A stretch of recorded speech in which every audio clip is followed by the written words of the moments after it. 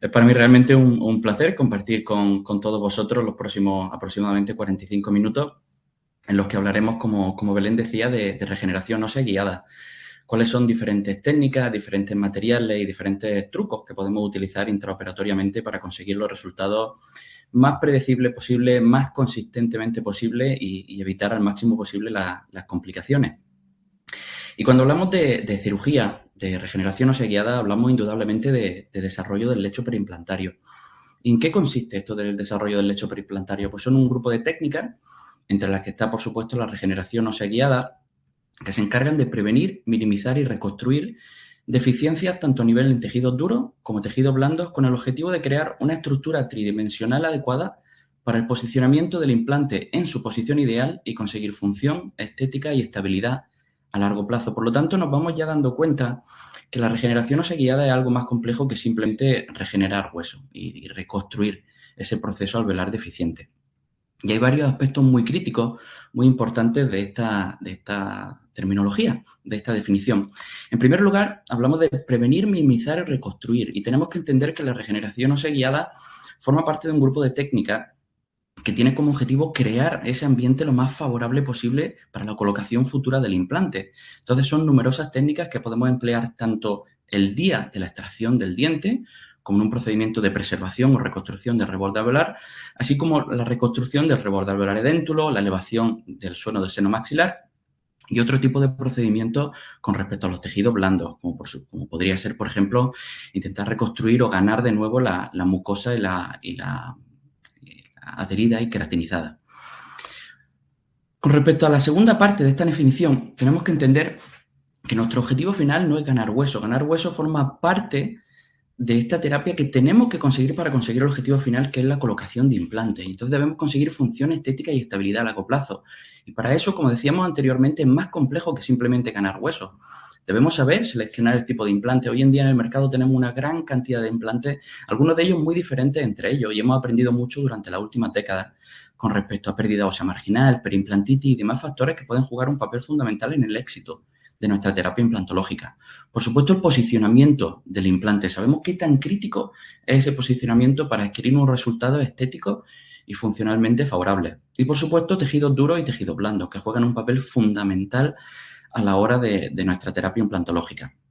Por lo tanto, lo que hoy vamos a tratar es una pequeña parte del desarrollo del lecho periimplantario, que consiste en el aumento de un reborde alveolar edéntulo, un reborde alveolar deficiente, con el objetivo de crear esa estructura tridimensionalmente adecuada para colocar el implante en su posición ideal. ¿Y qué tipo de pacientes vamos a ver? ¿Qué tipo de pacientes vamos a abordar con esta terapia?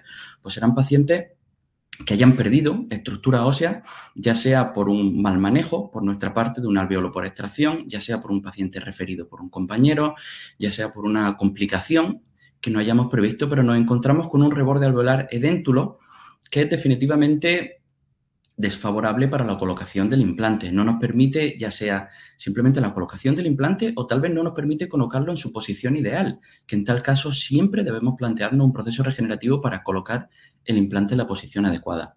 Pero, por supuesto, la extracción dental no es la única causa por la que nos podemos encontrar este tipo de deficiencias. Tenemos muchos otros factores, como podría ser la perimplantitis, la periodontitis, traumatismo, y por supuesto nosotros mismos, mediante la iatrogenia, cuando no somos excesivamente cuidadosos, somos nosotros los que nos podemos poner piedra en el camino a la hora de hacer este tipo de procedimientos el día de mañana. Por lo tanto, cuando nos encontramos rebordes alveolares deficientes, insuficientes para la colocación del implante, debemos sin lugar a dudas reconstruir. Debemos, como decíamos anteriormente, recrear esa estructura tridimensional para la futura colocación del implante que nos permita colocarlo adquiriendo función, estética, estabilidad a largo plazo, y todo ello pasa por la colocación del implante en una posición ideal. No debemos olvidarnos que el hueso no es simplemente para poder colocar el implante en su posición ideal, sino que debemos contar con unas paredes óseas, particularmente la pared ósea bucal, tan crítica para la estabilidad y el éxito de la terapia implantológica, que sea de al menos alrededor entre 1 y 1,5 milímetros. Como nuestro compañero Alberto Monge investigaba hace ya varios años, este grosor de la pared bucal nos puede ayudar a prevenir y minimizar la pérdida ósea marginal fisiológica que se puede producir después de la colocación y la rehabilitación del implante, así como prevenir o minimizar la incidencia de perimplantitis. Así que nos enfrentaremos a rebordes alveolares de este estilo. En este caso tenemos una deficiencia mayormente con un componente horizontal y lo que debemos hacer es mediante una cirugía regenerativa, en este caso de regeneración ósea guiada, mediante la utilización de hueso particulado y membrana absorbible, para reconstruir ese proceso alveolar y que nos permita colocar los implantes en la posición ideal y rodeados por una buena cantidad de hueso que nos permita y nos confiera esa estabilidad a largo plazo, pero nunca debemos perder de vista tampoco que los pacientes, cuando acuden a nosotros, ellos no vienen porque quieren aumentar el grosor del reborde alveolar, ellos vienen porque quieren recuperar la función y la estética. El objetivo final de todas estas terapias es reconstruir el proceso alveolar para poder devolver al paciente la función y estética lo más parecido posible a la estructura original, la estructura que tenía el paciente antes de producirse esa reabsorción. Entonces, cuando nos enfrentamos a este tipo de rebordes alveolares deficientes, son muchas las preguntas que nos podemos hacer. Nos podemos preguntar qué tipo de biomaterial debo utilizar, qué tipo de técnica debería utilizar, si hago una colocación inmediata o una colocación diferida de implantes. Y tal vez lo más importante que debemos plantearnos no sean este tipo de preguntas, sino tener en cuenta que contamos con numerosas técnicas, pero una sola biología. Es decir, no importa realmente el tipo de procedimiento, el tipo de biomaterial, el tipo de técnica que sea la que utilizáis en vuestra práctica clínica diaria, si bien es importante entender muy bien los conceptos biológicos, que seremos los que repasaremos a lo largo de la presentación de hoy, para ver por qué funcionan este tipo de procedimientos, cómo funcionan este tipo de procedimientos y conseguir la mayor predictibilidad y consistencia posible. Por lo tanto, el tipo de técnica o el tipo de biomaterial en sí no supone el factor más determinante para este tipo de procedimientos, si bien es cierto que diferentes técnicas, diferentes biomateriales, diferentes membranas, por ejemplo, pueden contar con diferentes ventajas y desventajas que pueden hacer que la situación sea más favorable o desfavorable para diferentes tipos de procedimientos. Por ejemplo, contamos, además de la regeneración ósea guiada, con los injertos en bloque muy ampliamente utilizados hoy en día, no solo de origen autólogo, sino también de origen halogénico.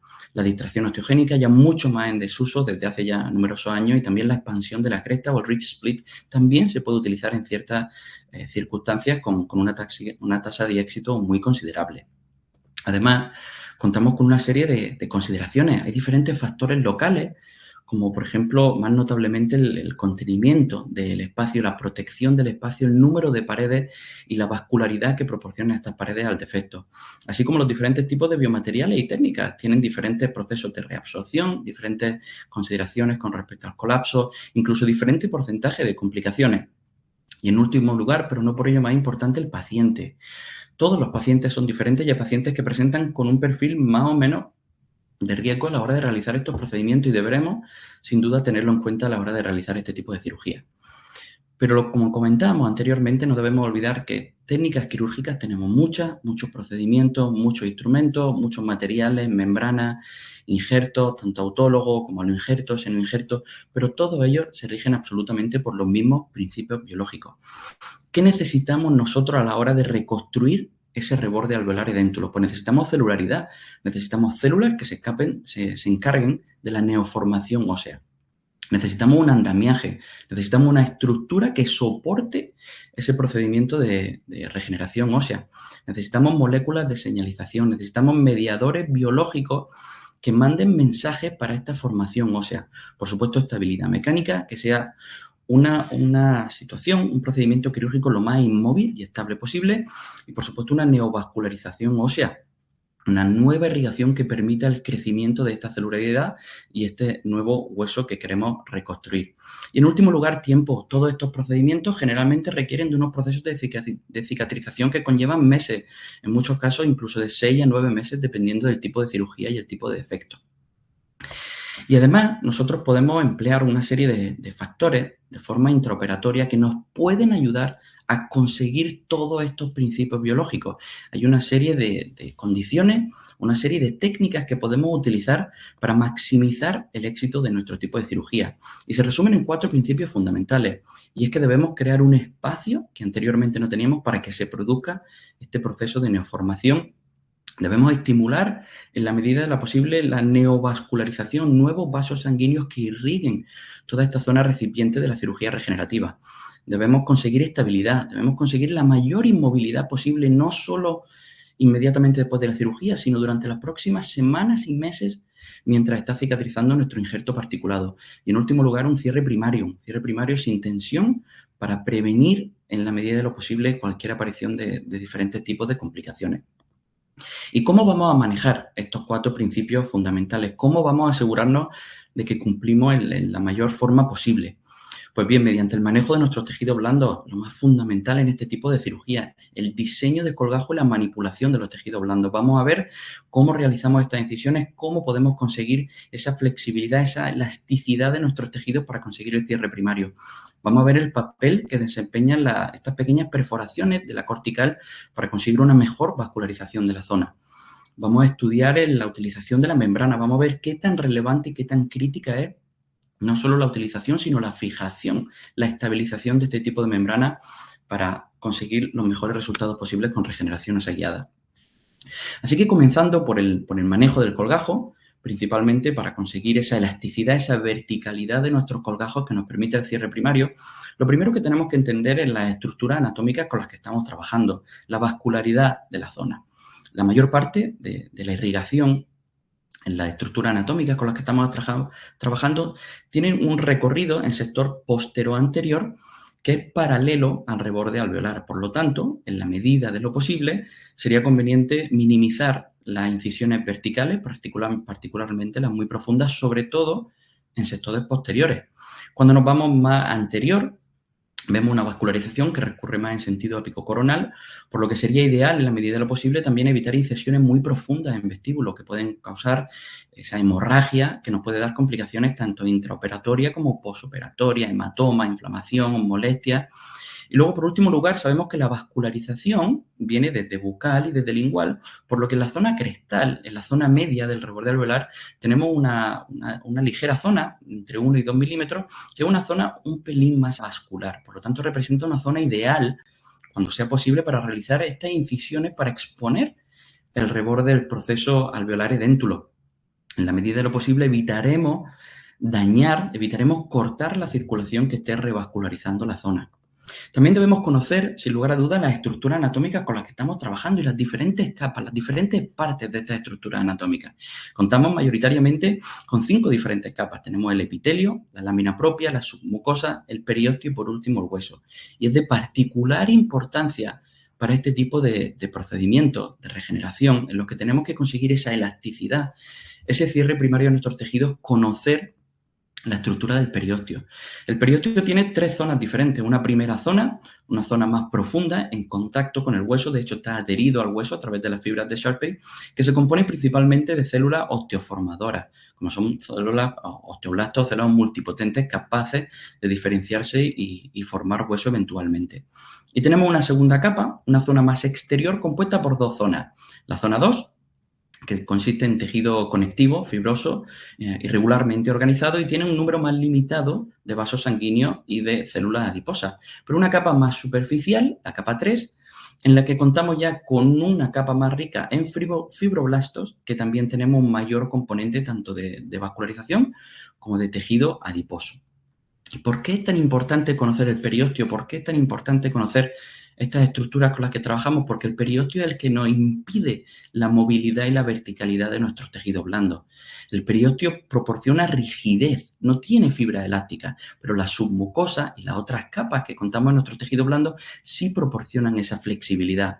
Por lo tanto, ¿qué debemos hacer cuando queremos conseguir esa elasticidad de los tejidos blandos para conseguir ese cierre primario que es tan crítico para el éxito de este tipo de cirugías? Pues sin lugar a dudas debemos discontinuar el periósteo, debemos realizar una incisión para separar las diferentes capas del periósteo, como estamos viendo, para conseguir esa movilidad, esa verticalidad extra que nos pueda proporcionar el cierre primario de nuestros tejidos blandos con la menor tensión posible. Y esto es algo que ya se ha estudiado desde hace muchos años. Park en 2012 realizó un estudio realmente interesante en lo que hacen son 3 incisiones diferentes. Comienzan con una primera incisión vertical, una segunda incisión vertical y luego una incisión perióstica, en la que cortan el periósteo para interrumpir la continuidad de esta capa, la más superficial, una vez liberamos y hacemos un colgaje mucoperiósteo de espesor total. Entonces los autores comprueban después de cada incisión cuál es la elasticidad, cuál es la movilidad de ese colgajo. Tras realizar esta primera incisión vertical, consiguen aproximadamente 1 milímetro más de movilidad con respecto a la movilidad que tenían antes, a priori, de realizar este tipo de incisión, lo que representa aproximadamente un 115% de movilidad. Cuando realizan una segunda incisión vertical, consiguen aproximadamente unos 2 milímetros adicionales de movilidad, lo que representa aproximadamente un 125% de movilidad, un 125% comparado con la situación anterior. Pero realmente el punto de inflexión, el punto crítico donde consiguen la mayor movilidad y la mayor diferencia a la hora de conseguir esa elasticidad de nuestro tejido blando, es sin lugar a duda cuando cortan el periósteo, cuando hacen esa ligera incisión para interrumpir la continuidad del periósteo. Aquí podemos ver cómo consiguen entre 5 y 6 milímetros de movilidad adicional con respecto a la ya obtenida con las dos incisiones verticales, lo que representa aproximadamente hasta un 171% de elasticidad superior con respecto a la situación anterior. Si bien es cierto que esta no es la única técnica que tenemos para conseguir esta elasticidad y esta movilidad de nuestros tejidos blandos, tenemos otro tipo de técnicas como el mucosal detachment, que consiste en la separación del periósteo del resto de los tejidos blandos, y otro tipo de técnicas como el colgajo lingual, que sabemos hoy en día que se puede manejar de una forma muy predecible para conseguir esa flexibilidad adicional que nos puede venir de la parte lingual. Y son numerosas las técnicas que podemos emplear para conseguir ese objetivo común de todo este tipo de procedimientos, que es el cierre primario por primera intención. También tenemos numerosos estudios en el que comparan diferentes tipos de técnicas y dependiendo de las circunstancias, dependiendo del modelo de investigación, dependiendo del grupo de investigadores, pues concluyen que diferentes tipos de técnicas pueden ser más o menos favorables dependiendo de la situación. Pero lo realmente importante recordar para este tipo de procedimientos es que independientemente de la técnica de elección, todas deben cumplir y todas deben asemejarse lo máximo posible a los principios básicos y fundamentales de la cirugía regenerativa. Debemos planear con antelación nuestros colgajos, debemos saber dónde vamos a cortar para evitar este tipo de complicaciones o evitar fallos intraoperatorios por no haberle dedicado el tiempo suficiente y necesario para planear nuestros procedimientos. Haremos colgajos que sean lo más sencillo posible y con una base, a ser posible, más ancha que la parte más coronal del colgajo. ¿Para qué? Para esa revascularización, para prevenir sobre todo la necrosis del colgajo y para conseguir una vascularización y una cicatrización lo más favorable posible. Las incisiones verticales deben incluir la submucosa, como veíamos anteriormente, las diferentes capas de nuestro tejido blando. Debemos reducir en la medida de lo posible el tiempo intraoperatorio.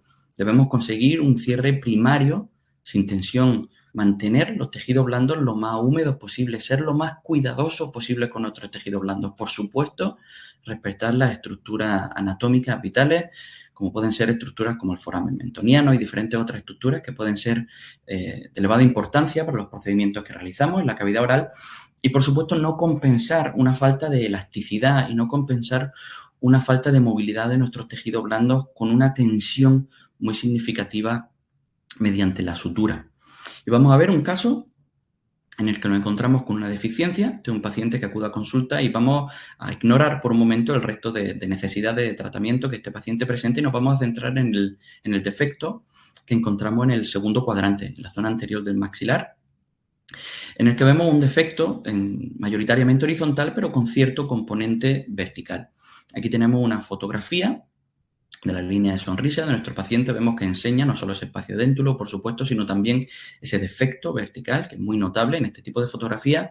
Aquí vemos una fotografía más detallada y en fotografía oclusal podemos ver esa deformación, podemos ver esa diferencia tan abismal que encontramos entre la parte izquierda y la parte derecha de este reborde alveolar de nuestro paciente. Vemos cómo esa pérdida de dientes ha conllevado, sin lugar a duda, una pérdida muy considerable del soporte óseo subyacente. Entonces, ¿qué vamos a realizar en este tipo de casos? Pues vamos a realizar un colgajo mucoperiósteo de espesor total. Vamos a exponer la zona de la regeneración y vamos a tratar de visualizar cuál sería más o menos nuestro objetivo final. Debemos prever, como veíamos al comienzo de esta presentación, el objetivo no es simplemente ganar hueso. El objetivo de ganar hueso es la posición más favorable posible para la futura colocación de implantes. Queremos que estos implantes tengan función estética y estabilidad a largo plazo y queremos darle la estructura lo más favorable posible para conseguir estos tres objetivos.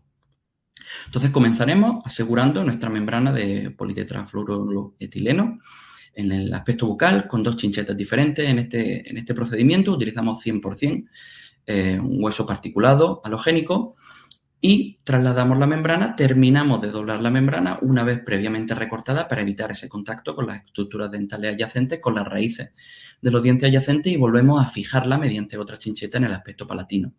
Aquí tenemos diferentes fotografías que nos enseñan ese contacto íntimo entre la membrana reforzada con titanio, entre nuestro hueso particulado halogénico y entre el recipiente óseo, ese defecto con el que presentaba nuestro paciente.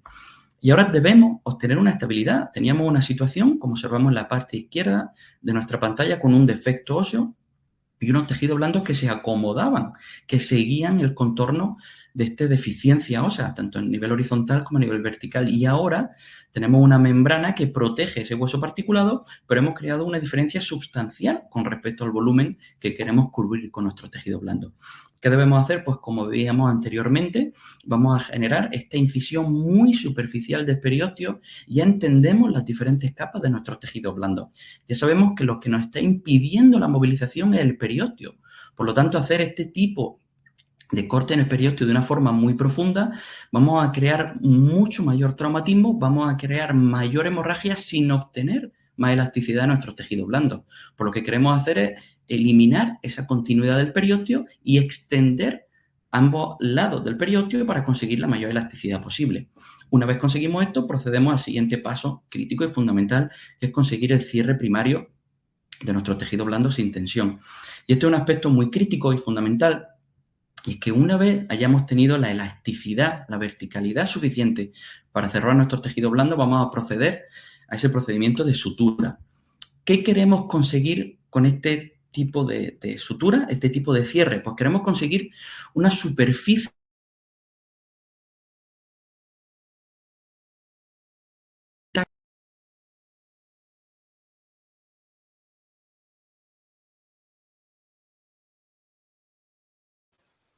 Disculpad un momento que le voy a decir a Fernando a ver que se le ha ido la conexión. Un momentito.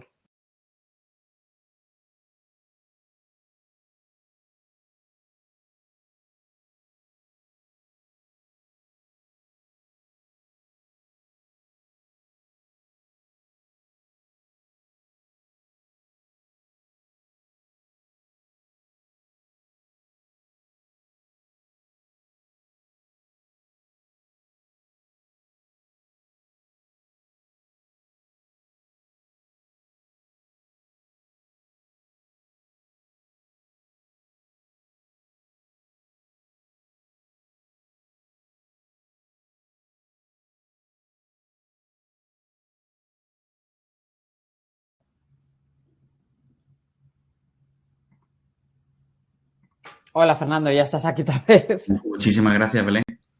No pasa nada. Cosas del directo. Ya, estaba por aquí, ¿verdad?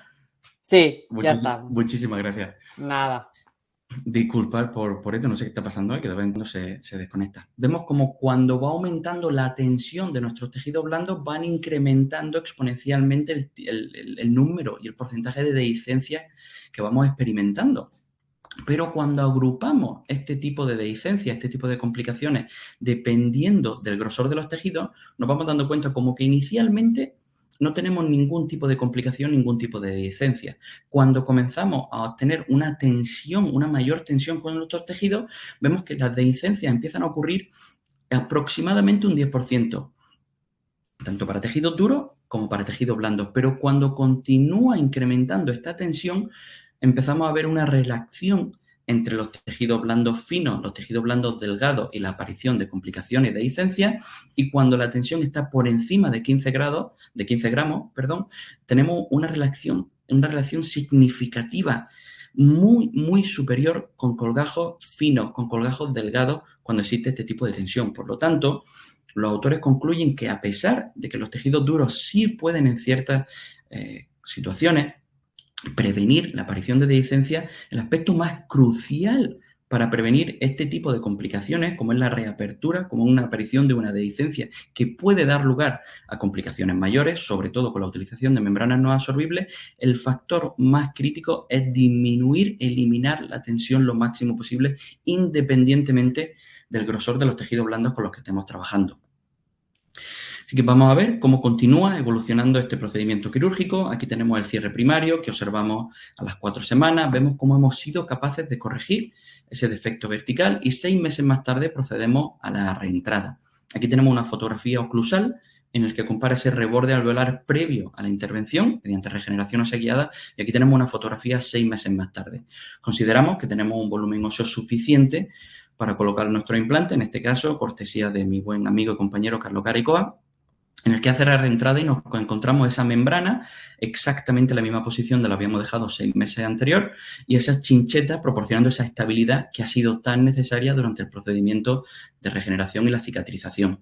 Aquí tenemos este reborde alveolar que es suficiente para la colocación de 2 implantes, que es lo que considera Carlos que se debe hacer en esta situación. Aquí vemos este reborde alveolar idéntulo y aquí vemos el reborde 6 meses más tarde. Una vez más, somos capaces de conseguir la colocación de estos 2 implantes, consiguiendo, como veíamos al comienzo de la presentación, esa estructura ósea suficiente no solo para la colocación, sino para proteger, teniendo entre 1 y 1,5 milímetros de pared ósea para que proporcione esa estabilidad a largo plazo de nuestros implantes.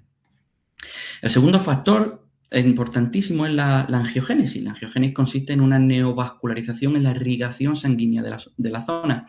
Y seguramente de los 4 factores de los que vamos a hablar hoy, este sea el que menos se encuentra en nuestro control. Son muchos los factores locales y sistémicos de nuestros pacientes que pueden influenciar en la angiogénesis y en el proceso regenerativo. Y nosotros hay diferentes técnicas en las que podemos intentar modular, podemos intentar modificar ligeramente esta neovascularización y angiogénesis en la zona, pero radica, insisto, prioritariamente, mayormente en los factores locales y sistémicos de nuestros pacientes.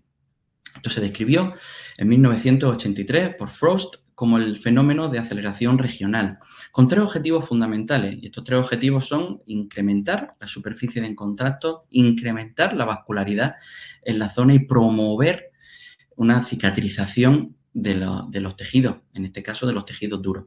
Son diferentes las investigaciones que han estudiado esto, algunas de ellas, de hecho la inmensa mayoría de ellas en animal, donde por ejemplo en Calvaria de conejos, en este caso, realizan 2 tipos de cirugías. Crean estas cúpulas con una estructura metálica y en una de ellas realizan estas pequeñas perforaciones estandarizadas, tanto a nivel de profundidad como a nivel de diámetro, y vuelven a cerrar los tejidos blandos para conseguir ese cierre primario. Entonces hacen un análisis morfológico, un análisis histológico, y ven la cantidad y el volumen óseo y la calidad de ósea que se ha regenerado al cabo de 1 y 3 meses. Los autores concluyen que sí, que histomorfométricamente había mayor hueso en el grupo test, en el grupo con esas microperforaciones de la cortical ósea. También consiguen un hueso mineralizado consistentemente superior en el grupo test. Por lo tanto, los autores concluyen que el aumento óseo fue significativamente superior en el grupo en el que realizaron estas pequeñas decorticaciones. Hay diferentes estudios en humanos, son muy escasos, son muy heterogéneos a nivel metodológico, pero sí tenemos ciertos estudios en los que comparan con o sin este tipo de corticaciones. Entonces, en este estudio, por ejemplo, son 18 pacientes con 9 pacientes en el grupo test, 9 pacientes en el grupo control y 7 meses más tarde, después de tener la mitad del grupo test con estas perforaciones o sin las perforaciones, hacen análisis histológico e histomorfométrico. Con respecto a la nueva formación ósea, concluyen que el grupo test sí, cierto que es superior a nivel de formación ósea, pero muy marginalmente, muy similar al grupo control, superior solo en un 2%, del 27 al 25%. Pero con respecto a la microcirculación, respecto a la nueva formación de vasos sanguíneos, sí consiguen un resultado estadísticamente superior para el grupo test. Por lo tanto, concluyen que sí, que esas perforaciones de la cortical pueden favorecer la formación de hueso muy marginalmente, muy similar entre los 2 grupos, pero sí incrementa la angiogénesis, sí incrementa la formación de nuevos vasos sanguíneos. Pero debemos conocer que este tema es un tema muy controversial, pues, como decía anteriormente, por la heterogeneidad de las diferentes investigaciones, porque desconocemos cuál es la relevancia tanto en el maxilar como en la mandíbula, que tienen características anatómicas muy diferentes. con esa cortical muy densa, muy dura, muchas veces muy poco vascularizada, sobre todo en la mandíbula. Desconocemos la influencia de las perforaciones, tanto el diámetro como la profundidad. Desconocemos en muchas ocasiones cuál es la diferencia en este tipo de investigaciones, no solo en la cantidad, sino en la calidad ósea. Y también en este apartado, con respecto a este tipo de perforaciones, nos encontramos mucho empiricismo, nos encontramos muchos procedimientos que nosotros realizamos por sentido común, porque creemos que realmente funcionará mejor, pero a veces la evidencia no respalda de una forma tan sólida lo que nosotros consideramos de modo empírico que podría ayudarnos a facilitar este tipo de procedimientos. Pasamos al siguiente factor. Ya hemos evaluado los tejidos blandos, conseguir la flexibilidad y el cierre primario de nuestro colgajo. Ya hemos evaluado la angiogénesis, cómo podemos tratar de modificarla localmente. Y ahora nos vamos a ocupar del espacio. Y la primera pregunta que nos hacemos, una pregunta obvia, pero que tal vez muchos de nosotros nos hagamos, es: ¿realmente necesito una membrana de barrera para reconstruir, para regenerar este tipo de procedimientos? Pues bien, hay investigadores. Este estudio viene de la Universidad de Michigan con diferentes colaboradores en los que estudiaron y le dieron respuesta a esta pregunta. Hicieron diferentes cirugías con regeneración ósea guiada mediante la técnica del sándwich, lo que ellos llaman una técnica en la que utilizan diferentes tipos de injertos, un injerto más cortical, un injerto más trabejulado y cubierto por una barrera de membrana en 2 de los grupos. Utilizan una barrera de colágeno absorbible, utilizan una matriz térmica acelular en el segundo grupo y en un tercer grupo sin membrana de barrera, ningún tipo de membrana. Evalúan la altura del defecto, la profundidad del defecto y el grosor de defecto 6 meses más tarde después de haber hecho este tipo de cirugía. ¿Cuáles son los resultados de este tipo de investigación? Pues sí, bien es cierto que la altura del defecto resultó ser similar la corrección que tienen entre los diferentes grupos, incluido el grupo sin utilización de membrana. Pero cuando evaluaron la ganancia horizontal de hueso, encontraron una ganancia significativamente superior para el grupo test, para los grupos que utilizaron membrana. Por lo tanto, la conclusión de estos autores es que la adición, la utilización de una membrana absorbible sí nos puede generar una ventaja muy significativa en este tipo de procedimientos, con una regeneración ósea más significativa, con un mayor volumen de regeneración ósea.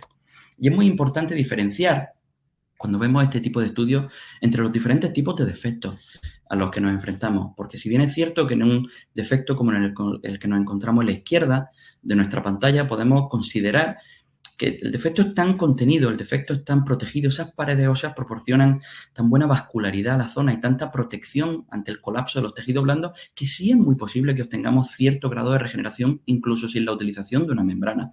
Pero conforme vamos avanzando a defectos óseos de mayor dificultad, menos contenido, con menos paredes óseas, a nadie se le ocurriría en un defecto como el de la derecha, un defecto vertical, intentar ningún tipo de regeneración ósea guiada sin la ayuda de una membrana.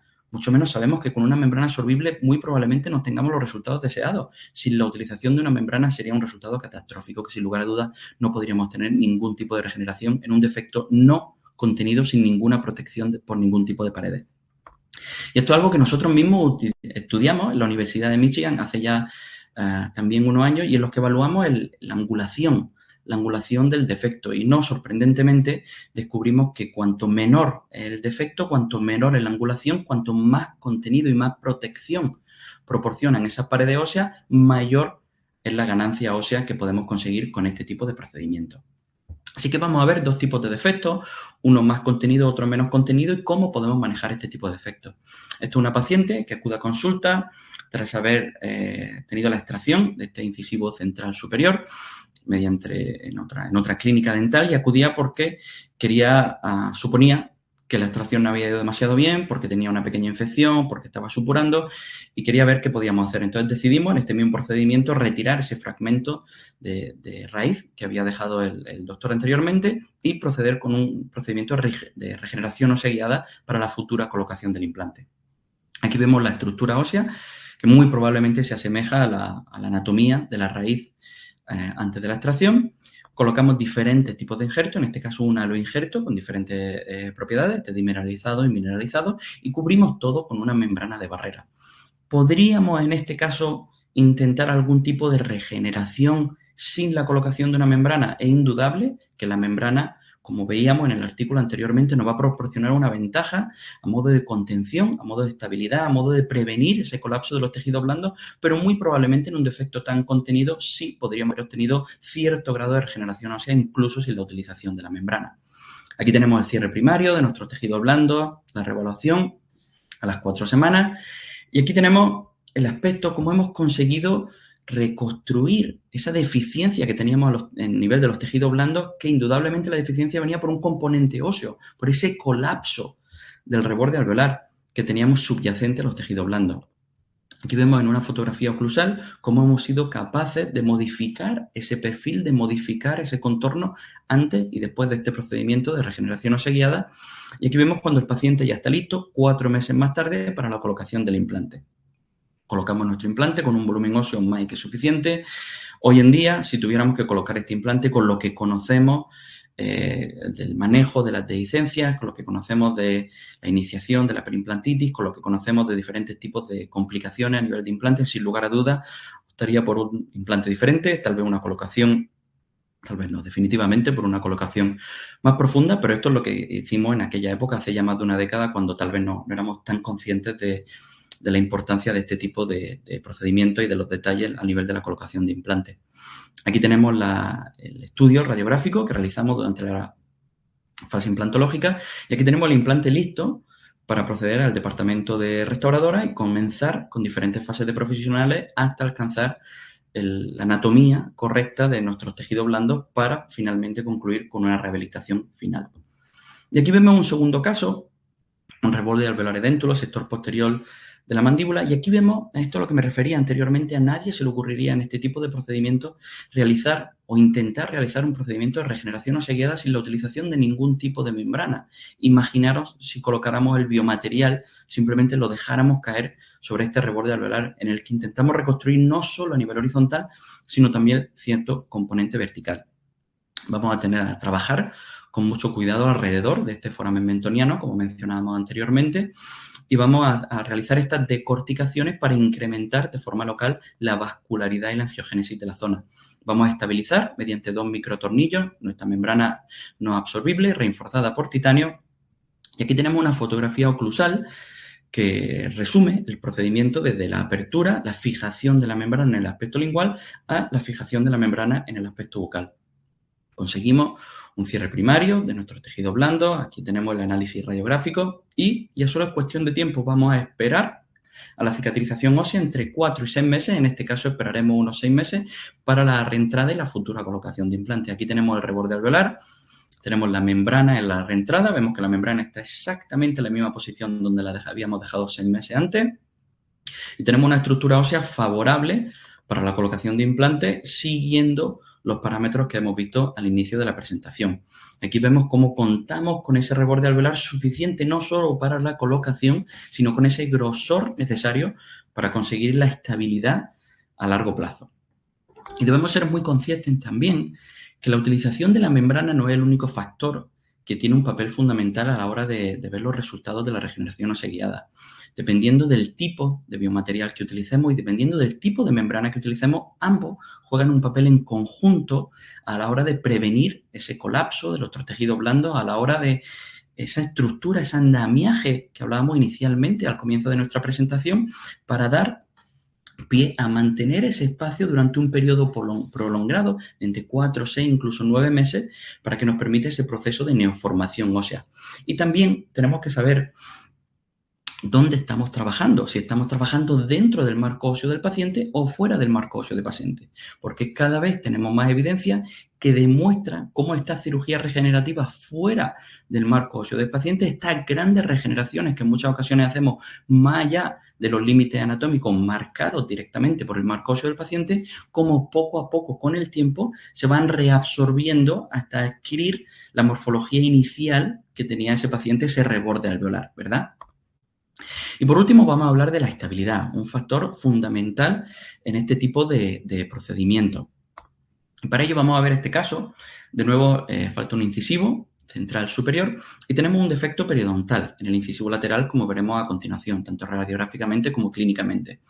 Entonces aprovechamos un único procedimiento para intentar regenerar, para intentar hacer un procedimiento de regeneración tisular guiada, para reconstruir ese defecto por palatino que nos encontramos en el incisivo lateral, así como para reconstruir el reborde alveolar para la futura colocación de un implante. Hacemos esas pequeñas decorticaciones y colocamos nuestro injerto y posteriormente nuestra membrana. Entonces, cuando hacemos este tipo de procedimientos, nos debemos plantear algo y es, ¿vamos a estabilizar, vamos a fijar nuestra membrana o vamos a dejarlo que cicatrice simplemente con un cierre primario de nuestros tejidos blandos? Si decidimos cerrar por primera intención, este sería el aspecto final de nuestra cirugía antes de conseguir ese cierre primario, pero si decidimos proporcionar cierta estabilidad, cierta inmovilidad a nuestra membrana, este sería el aspecto final. Yo, sin lugar a dudas, de hace muchos años me decanto ya por la fijación de esta membrana y ahora veremos cuáles son los beneficios, tanto desde el punto de vista biológico como desde el punto de vista mecánico, de este tipo de procedimientos. Aquí tenemos las diferencias entre la utilización y no utilización de la membrana y, como decíamos, nos proporciona esta estabilidad extra. Vamos a avanzar un pelín más rápido para no posarme mucho con el horario, pero aquí tenemos los resultados. Meses más tarde, cuando hemos reconstruido ese defecto periodontal alrededor de nuestro incisivo lateral y tenemos una estructura ósea más que suficiente para la colocación de nuestro implante. Aquí vemos cómo podemos colocar nuestro implante, hacemos un pequeño roll y colocamos nuestro provisional para empezar a conformar ese reborde marginal, para empezar a conformar la mucosa periimplantaria para la futura colocación de una prótesis provisional y eventualmente la prótesis final sobre este implante. ¿Qué tipo de técnica es esta técnica de fijación de la membrana? Pues una técnica que publicamos hace ya casi una década, en 2016, con Isvan Urban y Homley One, entre otros autores, que lo que nos proporciona es una fijación de la membrana, nos proporciona una estabilidad extra que nos va a asegurar esa estabilidad no solo durante el cierre, sino durante las semanas y meses posteriores a la realización de este tipo de procedimientos. Y este es uno de los vídeos, uno de los ejemplos que realizamos en el modular, del que hablaba Belén al inicio de la presentación, en el que practicamos todo tipo de procedimientos, desde regeneración ósea guiada hasta injertos en bloque, tejidos duros, tejidos blandos, y esta es una de las técnicas que nosotros practicamos para conseguir esa estabilidad del complejo hueso-membrana. Vemos en la fotografía de la derecha cómo somos capaces de movilizar nuestros tejidos blandos en sentido apicocoronal, mesiodistal, consiguiendo esa estabilidad. ¿Cuántas veces intentamos cerrar nuestros tejidos blandos sin una membrana que esté apropiadamente fijada y se nos mueve todo, se mueve la membrana, se mueve el injerto? Bueno, este tipo de técnica elimina todo ese tipo de incertidumbre, elimina todo ese tipo de movilidad. Y este tipo de técnica nos proporciona numerosas ventajas. Nos facilita el cierre de este tipo de cirugía porque no tenemos que estar preocupados si se está moviendo el hueso, si se está moviendo la membrana. Asegura la inmovilidad, nos genera cierta resistencia al movimiento, elimina, hace más compacto ese complejo hueso-membrana para eliminar espacio abierto, es muy fácil de realizar y otra ventaja adicional es que no tenemos que volver a hacer un colgajo muy amplio para retirar microtornillos ni chinchetas si procedemos con este tipo de procedimiento. ¿Y cuáles son las ventajas que nos proporciona este procedimiento, tanto a nivel biológico como a nivel mecánico? Más allá de esas ventajas obvias, que es la inmovilidad y la facilidad para cerrar nuestros tejidos blandos sin que se produzca la movilidad del complejo hueso-membrana. Muy bien, este grupo de autores lo que hace es estudiar diferentes grupos, crean un defecto crítico en un grupo animal, en el que tienen un grupo control sin ningún tipo de biomaterial, sin ningún tipo de membrana, un grupo test simplemente con la utilización de una membrana sin ningún tipo de biomaterial subyacente, otro grupo con una membrana fijada mediante chincheta y un último grupo con la utilización de biomaterial y membrana. Muy resumidamente, este grupo de autores lo que estudia es diferentes genes, la expresión de diferentes genes y factores de diferenciación ósea para estudiar ese procedimiento de regeneración.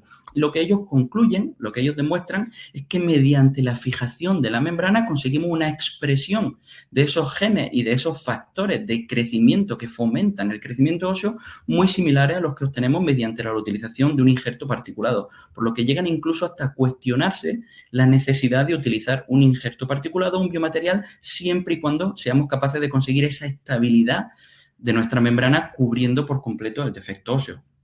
Pero además tenemos una serie de beneficios desde el punto de vista mecánico. Esto es un estudio excelente diseñado por un grupo de autores en la Universidad de Berna, entre los que se encuentra nuestro compañero Emilio Couso, y lo que hacen es comparar diferentes tipos de colgajos, pero lo que es más pertinente que vamos a ver es la diferencia entre la fijación y no fijación de la membrana.